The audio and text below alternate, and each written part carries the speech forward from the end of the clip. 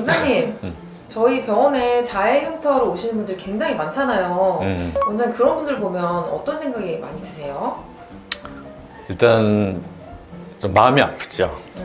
왜냐하면 이제 나도 자식을 키워봤고 자해를 하고 온 걸 보면 얼마나 이제 속상했을까, 마음이 이제 괴로웠을까 이런 생각이 들면서 일단 좀 마음이 아프긴 한데 또 그렇다고 이제 너무 과도하게 또 감정이입이 되면 또 치료에는 조금 역효과가 있을 것 같아서. 자해 흉터로 오시는 분들의 연령대가 어떤 연령대가 가장 많나요? 10대에서부터 한 30대까지 있는 것 같은데 가장 많은 연령대는 아마 내가 볼 때는 한 중학생?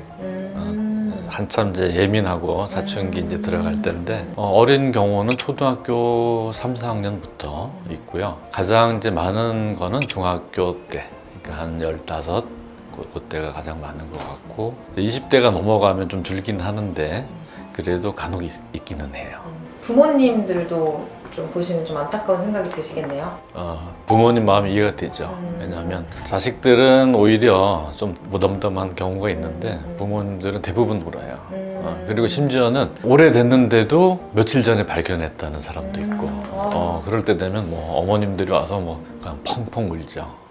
그러니까 자식이 힘들어하는 거를 엄마로서 몰랐다는 거, 그거에 대한 죄책감도 있고 그런 것 같아요. 성별에 따른 어떤 분포가 있진 않고요. 내가 정확하게 조사는 안 해봤는데 진료 경험상 여성 비율이 남자보다는 한 2배 이상 많은 것 같아요. 자해 흉터 치료하실 때 원장님께서 가장 중요하게 생각하시는 게 어떤 거예요?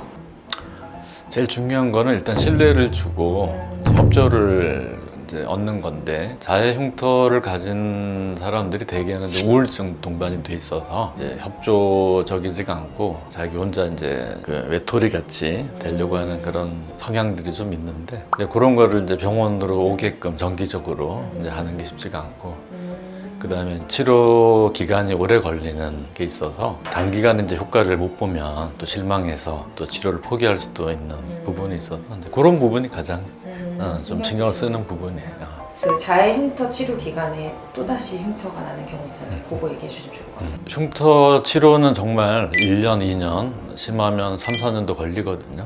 치료를 잘해서 어느 정도 좋아졌는데 또 다시 자해를 해버리면 그동안의 노력이 물거품이 되니까 이제 그런 게 좀 이제 안타깝기도 해서 저는 이제 가능하면 이제 정신과 치료를 꼭 받으라고 권유를 해요. 그러면 자해 흉터 환자분들이 오시면 가장 많이 물어보시는 질문들이 있을 것 같은데요. 이제 어느 정도까지 좋아질 수 있느냐? 좀 인터넷상으로 많이 알아보고 오신 분들은 현실적으로 흉터 치료가 어렵다는 거를 알기 때문에 최대한 덜 티가 났으면 좋겠다라고 기대를 하는데, 이제 잘 모르고 오신 분들은 이제 감쪽같이 없어지기를 또 기대하는 분들도 있는데, 저희가 상담하면서 제일 어려운 부분은 그 기대감을 이제 현실적으로 맞추는 거. 그래서 최종적으로 우리가 이제 목표로 하는 결과는 얼핏 봐서 잘 모를 정도, 나중에 사회생활을 할 때 문제가 없도록 적당히 둘러댈 수 있을 정도, 그러니까 그런 정도를 목표로 합니다. 자해 흉터 환자분들이 오셨을 때 가장 궁금해하시는 게 오래된 자해 흉터인데 이것도 치료가 가능한가요? 하고 질문 많이 주시잖아요. 가능한가요? 가능하죠. 흉터는 일단 상처가 생기고 대개 한 6개월 이내에 하고 6개월 지난 흉터가 좀 다른데, 6개월 이내의 흉터들은 대개 이제 상처가 아직 자리를 덜 잡은 상태라서 조금 더 치료가 용이한 면이 있고요. 대개 6개월이 지나면 1년이나 10년이나 거의 비슷합니다. 뭐 10년이 됐건 20년이 됐건 결국 치료는 비슷하다고 보면 돼요.